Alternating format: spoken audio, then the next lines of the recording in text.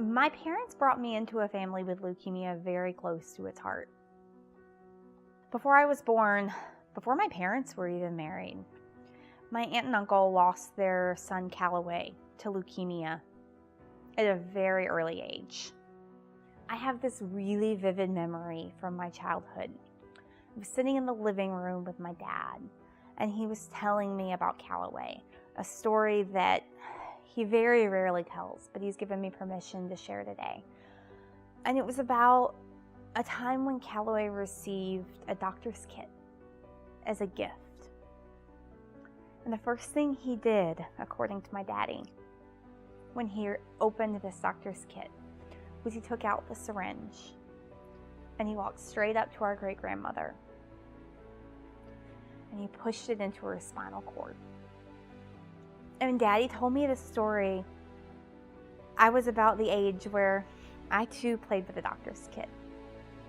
But I played with the stethoscope because that was what I knew. What Callaway knew was a world of spinal taps. It became really clear to me at this early point in my life hearing this story that there were some gravely important things that my daddy wanted me to understand. One was that I was really lucky for the life that I had. And the other was that I had a cousin who I would never have the chance to know, who deserved the chance for that exact same life. Decades later, when I was experiencing recurrent pregnancy loss, I learned firsthand about the misery of dealing with uncontrollable medical situations. Grieving the lives of children who had never gotten to live, who I had never gotten to know, really changed my perspective on what my aunt and uncle and cousins must have been through.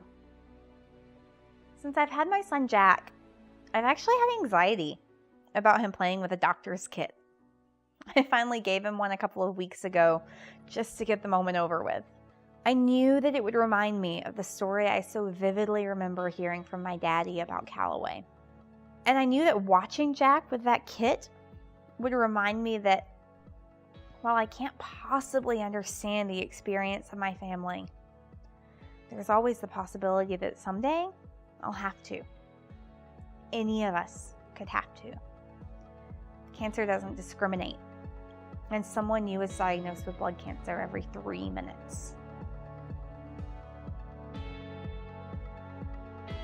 When I found out that I had been nominated for the Leukemia and Lymphoma Society's Woman of the Year campaign, I knew I had to say yes.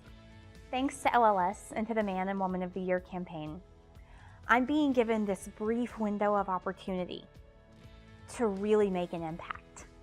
With your support, we can create a huge, huge impact. And someday there will be a cure for blood cancer. And you'll get to know that by contributing to this campaign, you are a small part of it.